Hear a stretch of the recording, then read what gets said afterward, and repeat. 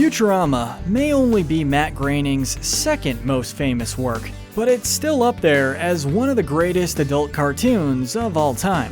Airing for well over a decade, the crazy futuristic space adventures of 20th Century Fry and his 31st century friends is one series of questionable moral choices after another. So I guess it's on us to rank these characters from good to evil once and for all. I'm Kyle with Wicked Binge, and this is Good to Evil Futurama.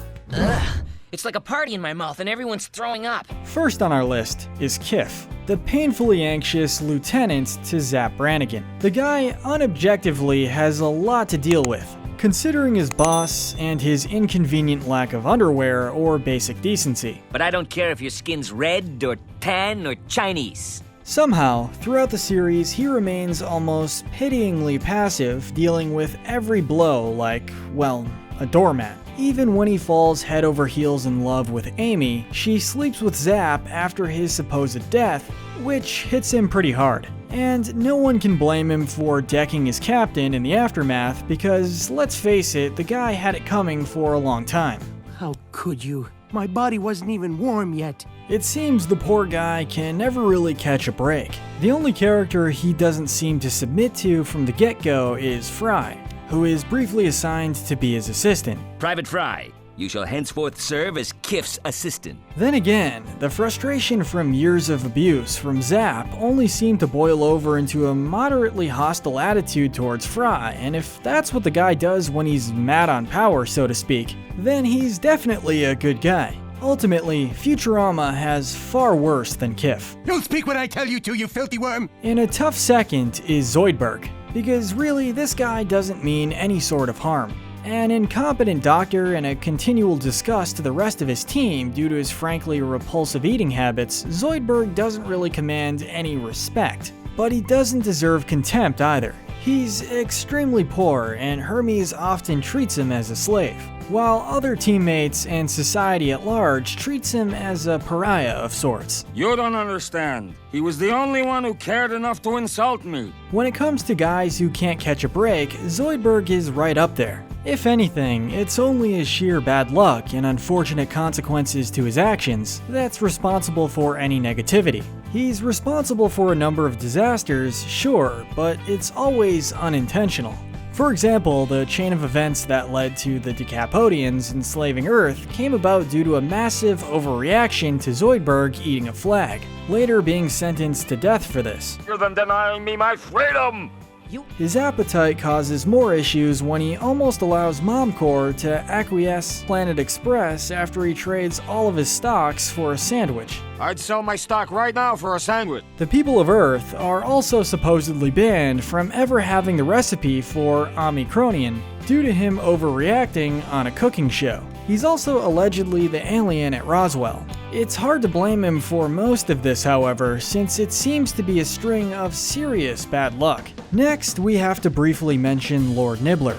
At first, seemingly just a cute and defenseless little pet that Leela adopts, it's revealed that Nibbler is far more intelligent and powerful than everyone thought. Nibbler may have hid his intelligence from the crew, but his intentions were always good. And although he likes being Leela's schnookums, the poor little guy often longs for intelligent conversation and the approval from humanity. But even a single use could shatter the universe! Next up is Amy. The wealthy daughter to some overbearing parents, she can be a bit ditzy, but for the most part seems to have a decent moral compass. Similarly, she just seems to have a bit of a string of bad luck herself. From every relationship she's had, including with Fry and Bender, being considered nothing more than a casual fling for the other party, she finds it hard to be taken seriously. When she does find love with Kiff, even that has its fair share of disasters, with his apparent death resulting in her being manipulated into sex by Zapp in her grief. An action Kiff, once back to life, finds near unforgivable.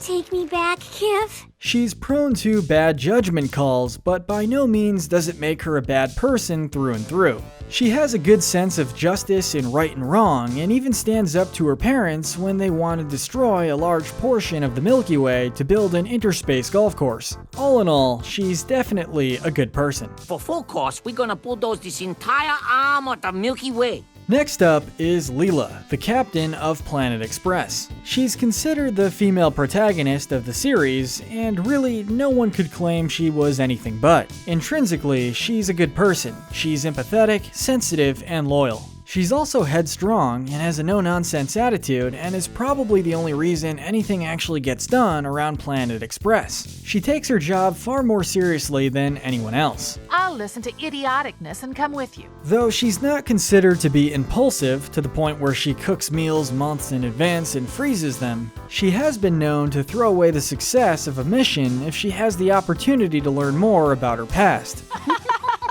Hey, this is my chance to spend time with my... Until she learns in later seasons that she was a mutant whose parents gave her up so she could have a better life. She believes she's the last of her alien race and is desperate to discover anything about herself, to a point where it's actually a detriment to her and others. By no means malicious, but it has put the team in sticky situations more than once. Leela also has a tendency to solve things with violence, but nothing that isn't often well deserved. Next up, Fry is the protagonist of the series, and next on our list. In a lot of ways, he can be seen as a rather neutral character. He's the audience's point of view as we learn about all the crazy and interesting things about the 31st century. My God, it's full of ads. Therefore, he's rather dim-witted, immature, and often ends up in wacky situations that he needs to be saved from. He's lazy to a fault, and is well capable of being rude due to his somewhat childish personality. Heart attack. The best way to describe Fry is that he's a good person, but he's really lazy, and for that reason comes off as very neutral. But the truth is, Fry is capable of a lot of good. He's hugely sentimental and shows huge empathy for his old dog, who waited forever for him after he was cryogenically frozen. He'd also do anything to save and protect his friends, and shows a deep loyalty to his teammates. What really docks him a couple points though is probably obvious to seasoned fans of Futurama. Due to some time shenanigans, Fry is his own grandfather due to him having sex with his own grandmother and fathering his father. Of course she's your grandmother, you perverted dope! We know, it's a mouthful and a lot to take in. Ultimately, we kind of feel that sleeping with your own grandmother is enough of a moral and ethical issue to land him this far down the list. Leave me alone. Moving on, we have the Professor. Hubert J. Farnsworth is the Chief Executive Officer of Planet Express and is known for his weird and wacky experiments. Our crew is replaceable. Your package isn't. A clear parody of your typical mad scientist type, the guy has some pretty harebrained ideas and is likely rather senile during the show's timeline. However, seeing as though he was in a mental institution in his youth for 25 years, it's possible this is just who he is. While it's hard to call him evil due to his antics largely being the product of his deranged mind rather than malicious intent, it's impossible to ignore the amount of disaster this guy can cause. The missions he sends his crew on are often suicidal death missions, and each and every one is presented with a thrilling exclamation of "Good news, everyone," as he proceeds to present what is most likely bad news. Good news, everyone! He takes the jobs that other delivery companies won't take, putting the bottom line often over his crew's lives. And he seems to care very little about this. His previous crew seems to have died under mysterious circumstances, and he has little faith in his new crew's chances either. He starts interviewing new candidates before they even get back, and is wholly surprised when they return in one piece. He doesn't even seem relieved that they haven't died, showing a sincere lack of empathy for other human life. Just 'cause I'm stupider than them, they think they're smarter than me. Hermes is next, and you may have guessed why we've put him so low down our list. If you thought it was because of his unwarranted bullying of Zoidberg, then you'd be correct. Curse that Dr. Zoidberg! His hatred seems to stem from rather normal grievances at times. Zoidberg is admittedly a bad doctor with humans, as he never studied human medicine, despite being an excellent doctor to other alien races. Careful, Leela. He knows less about human anatomy than I do.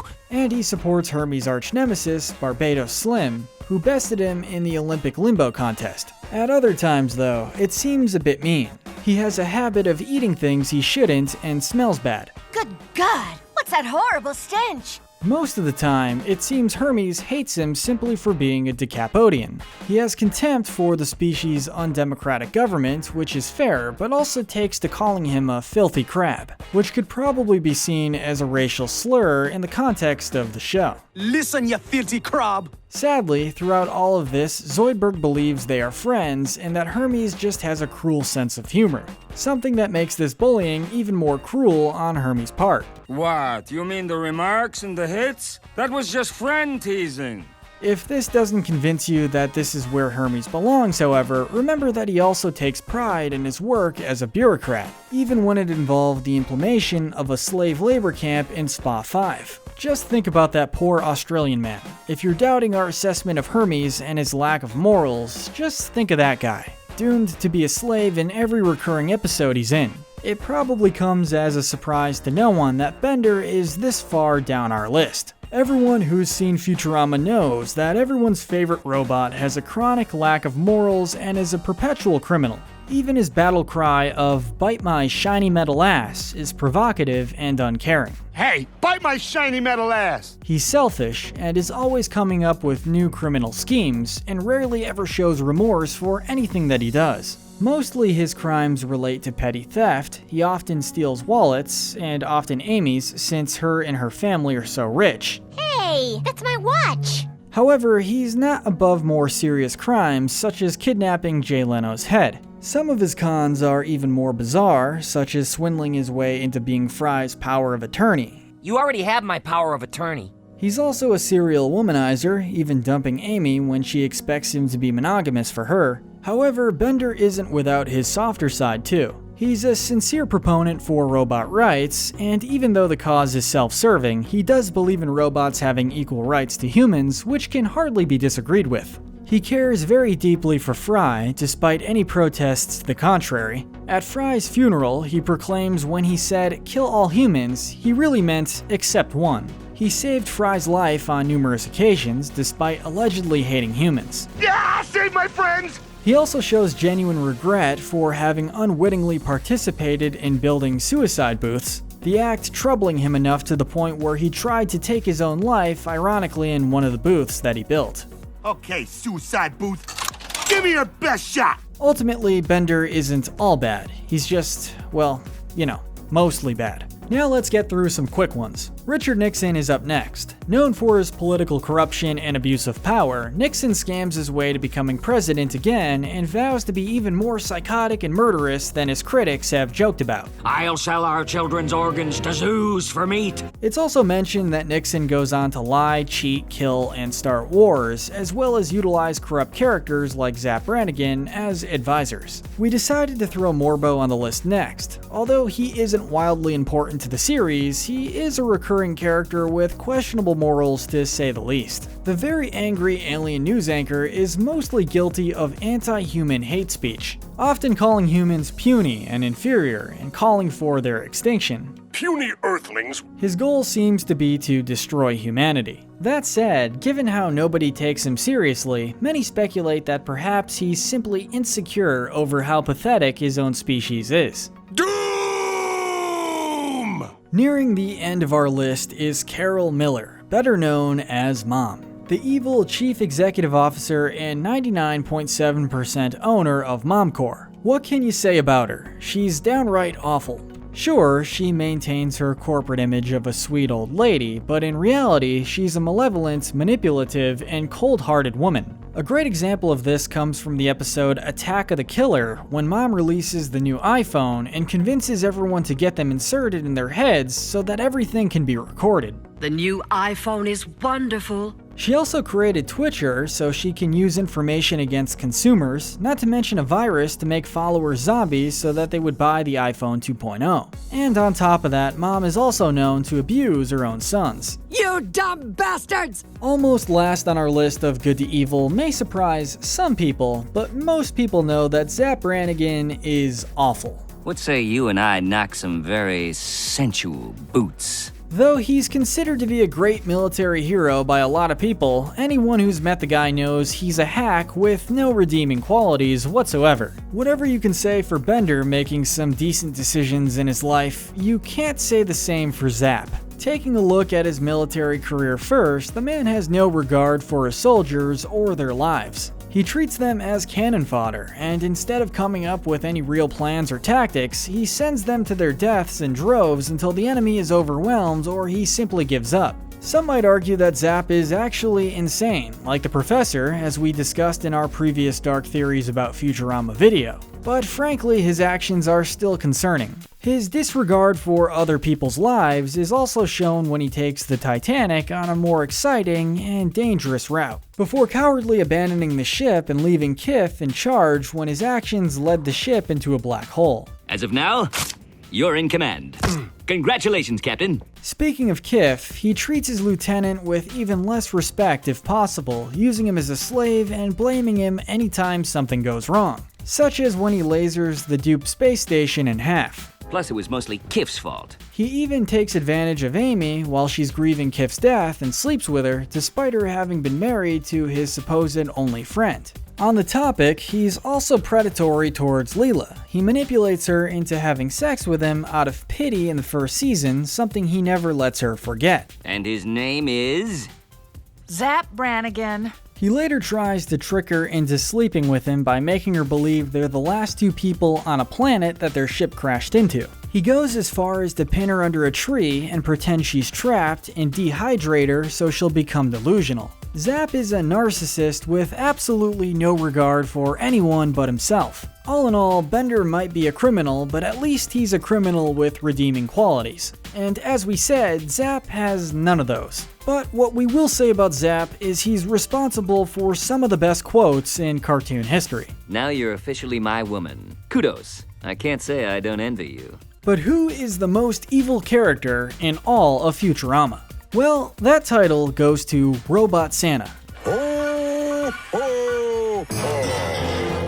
Easily one of the most over-the-top and ridiculous characters, you gotta hand it to this mechanical version of Old Saint Nick. He is pure evil. I mean, sure, he's man-made, but he's basically set to the highest level evil setting. Vicious, cruel, and brutal. Robot Santa appears every Christmas to wreak havoc on innocent people. I mean, he's literally a mass murderer, killing as many as he can because everyone meets his criteria for naughty. Well, everyone except Zoidberg. Robot Santa, you are truly evil. Thank God you only show up once a year. But what do you think? Do you agree with us that Robot Santa is the most evil character in Futurama, or do you think that someone else deserves the title? Make sure to let us know in the comment section below, and also let us know which cartoons you would like to see featured next on Good to Evil. Don't forget to like this video, subscribe, and hit that notification bell. But most importantly, stay wicked.